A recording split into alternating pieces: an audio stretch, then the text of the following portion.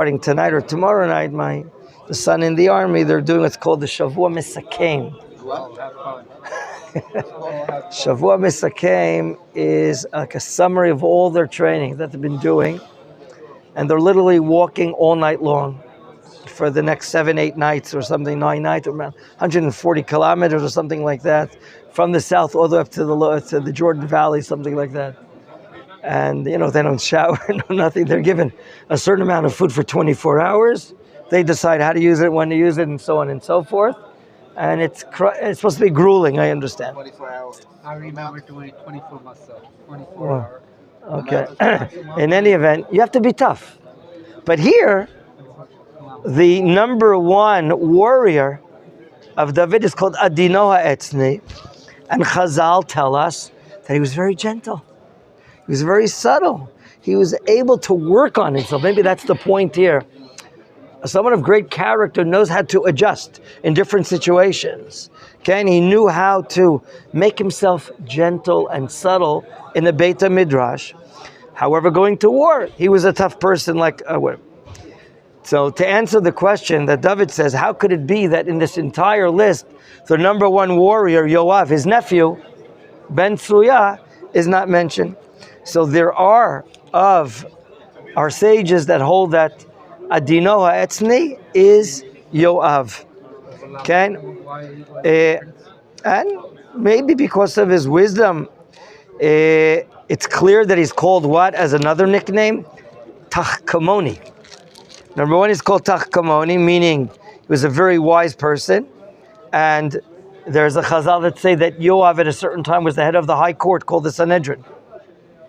So that really tells you that Yoav can be the head of the Sanhedrin and head of David's legion, and he's the head of all the Giborei David,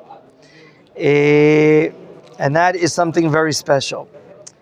Okay, we don't know the details of his slaying 800 people, but let's just keep on going on and see, because we're going to really going to go over one story and one story only here. The other two leaders that were the head three leaders, we said here, it's called Elazar ben Dodo. He's number two as far as the order of command. And who did he meet up with? Verse 9. Okay? Bechorfam ba'plishtim nesvu sham lemilchama. Chiruf nefesh is a term we saw in the book of Shoftim. People that are ready to give up their lives in war. In other words, the event that he did against the Plishtim will always be remembered. Okay? And the truth is, it says, Vaya'alu ish Yisrael, meaning when they saw the army of the Plishtim, and maybe some of the members of the Israeli army fled, he would not do that. In verse 10, Hukam, he gets up, Vayach ba'Plishtim, okay? Ad ki yaga yado, his hand can reach many places. Vatidbak yado el acherev, his hand is as if it's attached to a sword. There are some people, look, when you go to war, you sweat, and there's moisture, and the grip that you have perhaps on your sword causes a release of the sword. But him, part of his great military training is that his hand is attached as if it's glued to the cherev, to the sword, and through him, God did amazing things. Okay, so that's Gibor number 2. Let's go on. Vacharav Shama ben Agei Harari in verse 11. Vayasvu plishtim lachaya. Chaya is like a gedud, but it's like wild animals. That's why they're called chaya. Okay, this battalion of soldiers of the plishtim, they're like chayot in the field, and there they are. What type of field? Vatisham chelkat hasadeh melei adashim.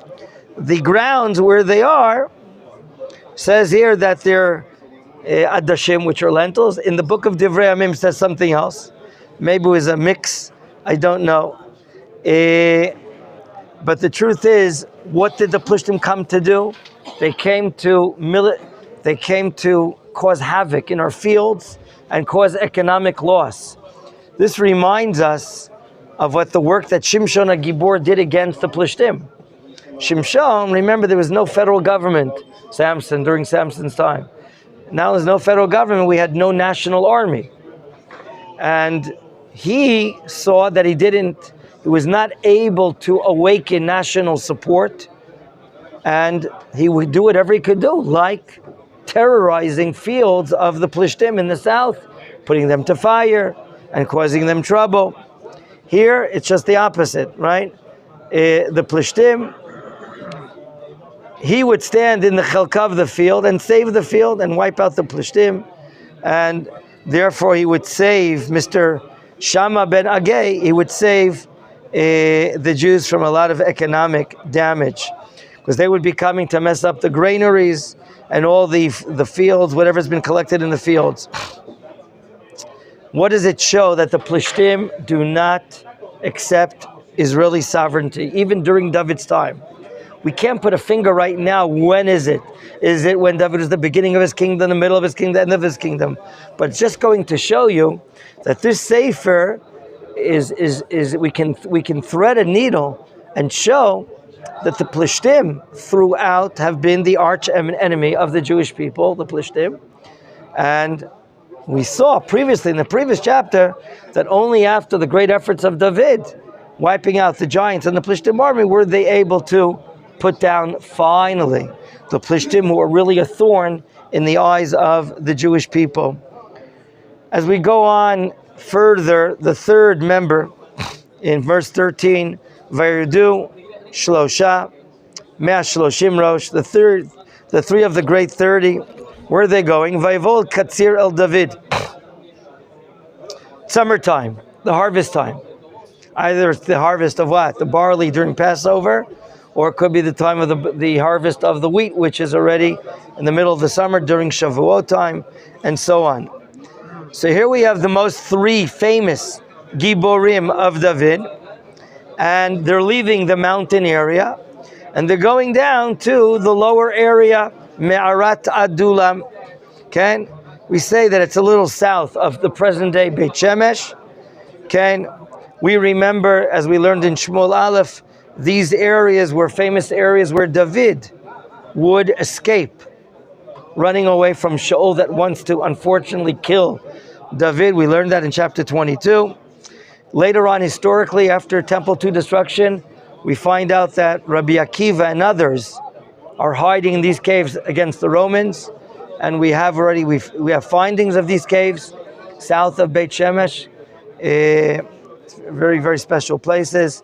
So here we have a conflict here, and the three warriors of David are there. V'chayat plishtim chona be'emek Rephaim. Interestingly enough, that the Plishtim are scattered from the mountain area of Emek Rephaim, Yerushalayim, southern Yerushalayim, all the way down perhaps to Me'arat Adulam. And where is David at this time of the war? David az b'mitzuda. He's in a fortress, probably next to Me'arat Adulam. U'matzav Plishtim az Beit Lechem. Look at this weird situation. The hometown of David, born, bred, grew up in Beit Lechem, south of Yerushalayim. It seems to be that the control of the Plishtim is in that area. Okay? And why would they want to be there? It could be to isolate Israel's control and maybe put like a division separating the forces that we have in the mountain from the forces we have down below, which is a fantastic strategy. And here, amidst this war, I want you to understand what David says. And I'm asking you the following question. David's going to be asking for water. And my question to you, does he command his soldiers to bring him water? Let's read it, Pasuk Tedva, verse 15. Okay, where we're holding in 23. Vayitaveh David vayomar. David has this lust, desire, this ta'avah, and he says, he doesn't even command. Mi yashkeni mayim.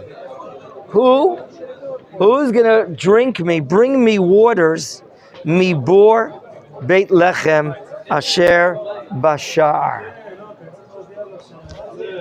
Right? We have two sources of water written almost the same way. We have a bor and we have a be'er. Bor, Bet Vav Resh. Be'er, Bet Aleph Resh. Which one is written here?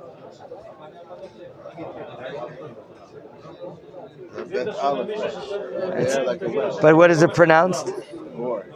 Very interesting, huh?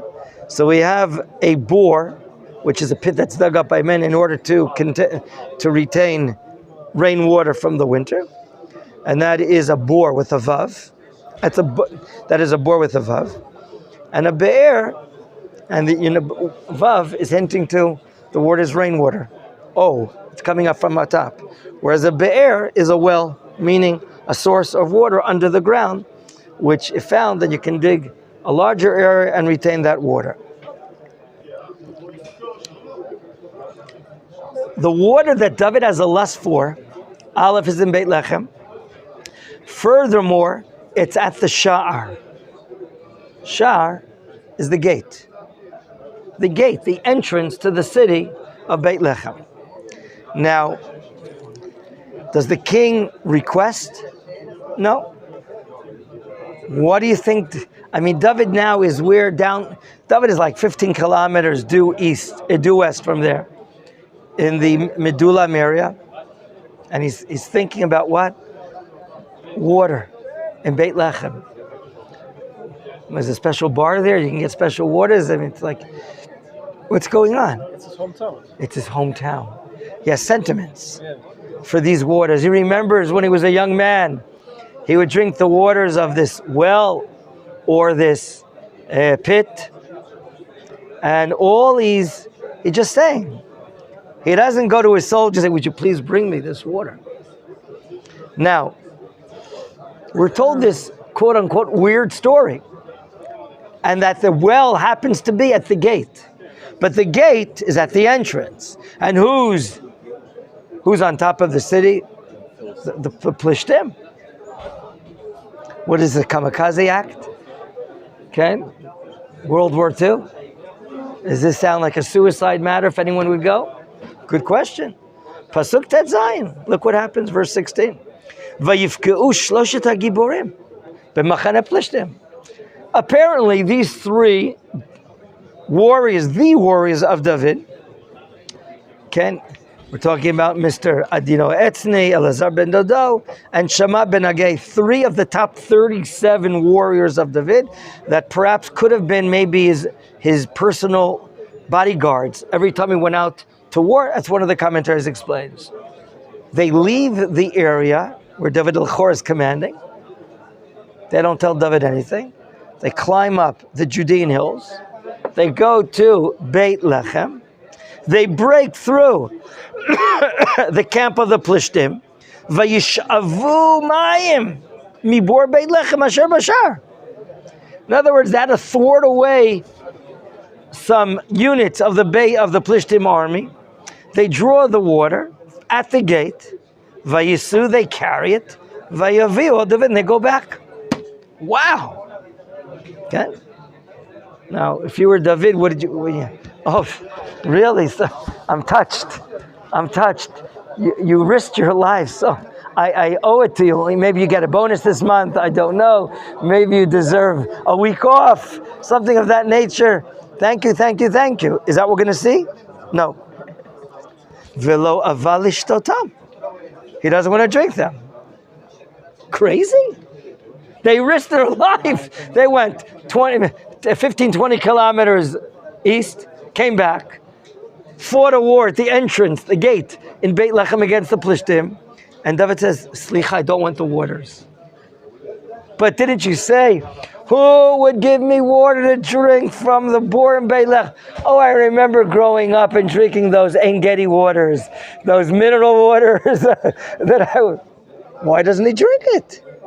Why are we told this story? 1 second, sir. Instead, Vayasech otam lashem. Linsoch. We see in the book of Vayikra, but more in the book of Bamidbar, the word linsoch. Do you remember, we're walking up, let's say we're Kohanim, we're walking up the ramp of the Mizbeach. Usually, what a Kohen does when he goes up the altar, The Talmud says, "Shekol pinyotecha yayu yamina." Every turn you make should be right. So usually it goes to the right, and circles the mizbech, which is rectangular or square. And then in the left corner, the southwest corner of the mizbech, we have two apertures, two openings. One for the pouring of wine that would accompany every korban, called the wine libation in Hebrew, nisuch hayayin, and the other for water, the pouring of water, which happens when? Sukkot. We have a Torah mitzvah, each of the 7 days. We have a mitzvah called nisuch hamayim, pouring water. Okay? As the Mishnah tells us in Masechet Rosh Hashanah, on the holiday of Sukkot, we're judged for a water supply. B'chag nidonim alamayim. They bring like regular water or just... No, they would go down to the Shiloach, to the spring waters underneath the city of David, and they would make an entire ceremony with singing and dancing all night. And that happy occasion is called in the Mishnah, Simchat Beit HaSho'eva, the rejoicing of the house of drawing the water. And the Talmud says, whoever didn't witness that happy occasion never saw a happy occasion in his life. It was so full of joy. The main reason would be is because towards the latter part of the Second Temple period, there were different sects growing in Judaism that did not accept or recognize the Torah Shebaal Peh, the oral Torah. And they would even try to fool and cause the sages to error.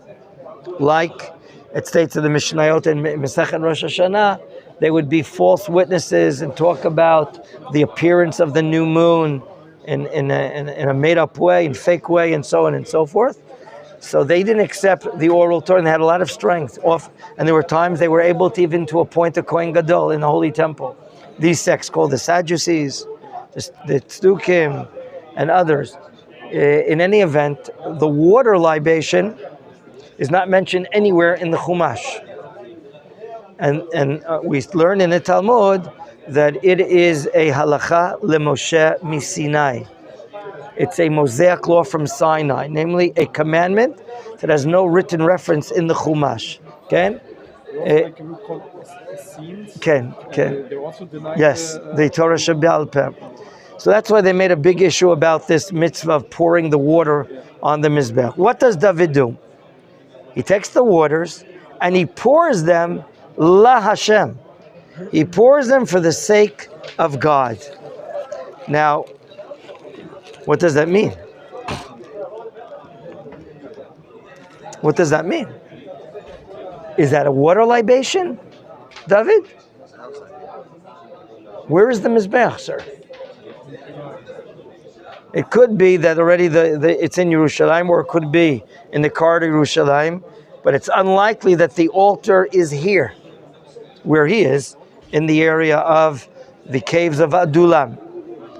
So the Radak says the following: Klum shavcham la'aretz l'shem Hashem, kilo haya sham mizbeach. He took the same waters that they risked their lives for, didn't say no, but didn't drink, and he pours them onto the floor as if he's doing a water libation in the temple, in the tabernacle, and so on. Good question. Why does he do it? Where's the thank you? Where's the gratitude? Why didn't he drink it? Was it Pesach? Was chametz in the water or something? What, you have an idea? Have an idea to share with us? And that we're asking, what? Let me just one more sentence, please. What idea is the prophet trying to get home by writing about this story, about these three great warriors, and the reaction of David? Please. I'm not sure, but I think I might have learned from Rabbi Menachem Listman, but I think I remember this. I'm not sure exactly. I think it was gotten at the risk of their lives, at the risk of their blood. So David and Melech realized they risked their blood for it. He doesn't want to benefit from something that soldiers could have died or got killed. You're very, very close to what Rashi says. That's just also like, what occasion did David, like, what were the circumstances that David said, okay, I wish someone would bring the water from Bethlehem? Did he say it like maybe in a manner that he actually... He said it and others heard, but he didn't ask anyone to go there. Now, these people obviously, we want to provide a few answers that I saw amongst the great Rishonim. Answer number one is that these people risked their lives. It's as if they spilled their blood. And David does not want to personally take benefit from the blood, quote unquote, of these soldiers. And therefore, he doesn't want to drink it. That's answer number one. Answer number two, I heard in the shore from Rav Mordechai Franco from the Golan, one of the Tanakh teachers. He says the following, a very interesting answer. Some of you are already aware, the section of the kings we read a few weeks ago in the book of Devarim. The Torah wants to limit the power and the pride that a king of Israel may have. He's not allowed to have, number one, too many horses, too many wives, too many gold and silver, and so on and so forth. The king, there's a warning light that the king is not to have absolute power. He's not to have absolute power, especially when we're talking about, here it goes, 3 soldiers risked their lives, and David says, no, thank you. I don't want to show that the army is here for me. I don't want to illustrate that what these 3 people are doing is for the holiness of and the greatness of David.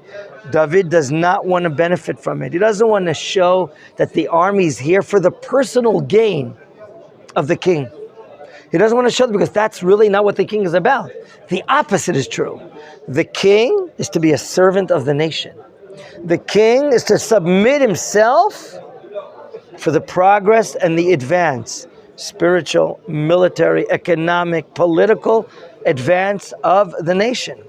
And therefore, here, this story is told to us. Of all the stories here, this story is told to us that the king is not the prize of the nation. The king is to be a servant of the nation.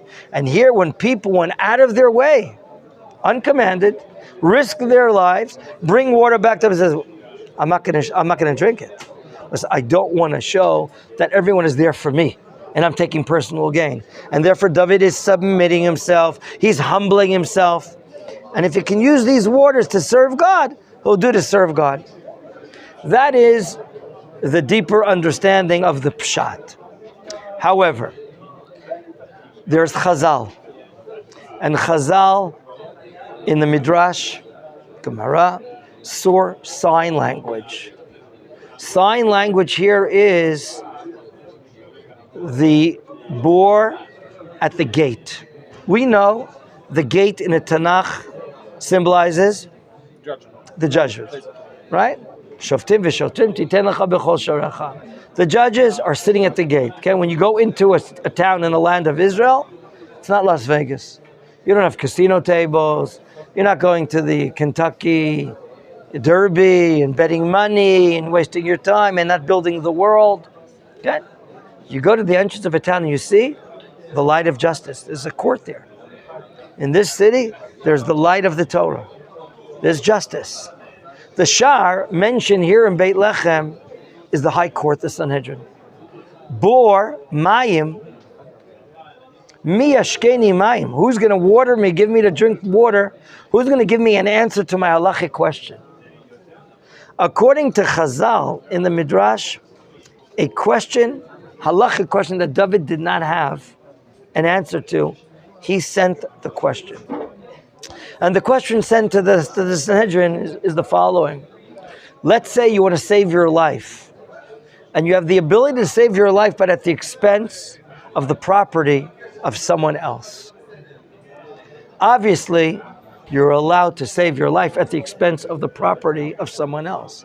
But when that property is lost, the Talmud says, the question of David is, do I have to compensate the person that his property was ruined, burnt, damaged, whatever it is? Must I pay them back? That was the question, the halachic question, that David sent to Beit Lechem, where the Sanhedrin were sitting at the Sha'ar. And mi ashkeni mayim, who's gonna bring me this halachic answer? Because as we know, water is made similar to Torah is made similar to water. Okay, the flow, the non-stop of the flow. The soldiers came back with the following reply.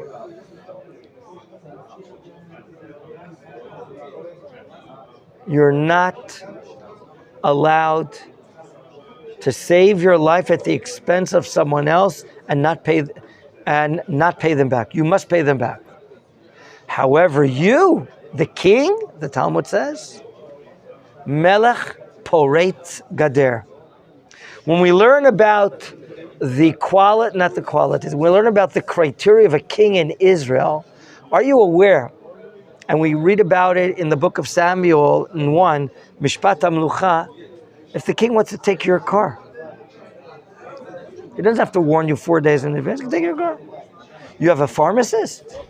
You have doctors. He can take what he wants for himself. Take your pharmacist. He can take your doctor. He can take your nurse. He can take your gym that you're working out in. Okay? Why? Quote, Hamelech Poretz Gader. A king is allowed to, literally there, to breach through fences. He can take your property away. Why? Because the king of Israel is representing the entire nation. Having your children. What, sir? With someone's children. There are certain limits. If the children are sharpshooters or pharmacists or doctors, yeah, you can take them as well for the king. You could take your wife? God forbid. No, that's holy. A wife is holy until her husband is not allowed. She's an Eshet Ish. Okay, and the king is not above the nation as far as the laws of modesty and adultery are considered. Okay, so when they come back and they provide the answer, the king is allowed to save his life at the expense of someone's property and does not have to compensate. What is the meaning that he didn't want to drink it? He didn't accept the answer. Why didn't he accept the answer, David?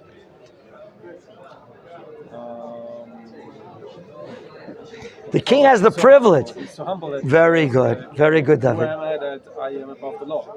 Okay, in other words, the Talmud does talk about that he's above the law in certain matters. He can take the law into his hand.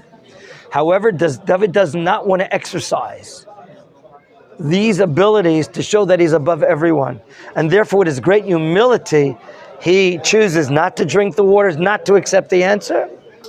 And he serves God. I'm not sure I exactly understand that. What does it mean that he, in the midrashic sense, is that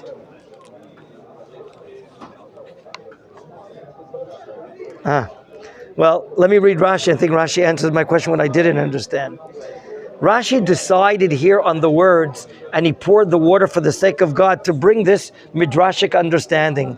I'll read aloud what Rashi is saying. For those that don't have it, we're here. No one here has Rashi. Rashi says this, Amar Kach, David said the following, Mikubalani mi beit dino shel Shmuel Ramati. It's accepted from the court of Shmuel from Ramah. Kol amoser atzmo lemita al divrei Torah. Anyone that gives up his life for words of Torah, ein omrim shmua mipiv, that we don't say the halacha in his name. These two guys, as if risk their lives to bring a halachic responsa to David. So David says, we're not going to say this in his name. So what did David do? Umay vayasech otam l'Hashem. What does it mean that he poured it for the sake of God? He didn't say in the name of those people they should not have given up this is a little different take to what I explained. They should not have risked their lives to get an answer. You don't risk your life to get a words of Torah, right? You're in a war right now, and your rabbi is over there. You're going to risk your life to go ask him a halachic question? Are you aware that during a Lebanese war number 1, our great rabbis of the Hesder Yeshivot told our soldiers that were in Lebanon, you can eat from any of their foods, you can drink their coffee, whatever is needed for you to give yourself strength and continue fighting the war, you can take from the Lebanese Christian houses, right? We were helping out the Lebanese Christians against the, what's it called, the Hezbollah, that were killing Lebanese Christians in that Lebanese war number 1.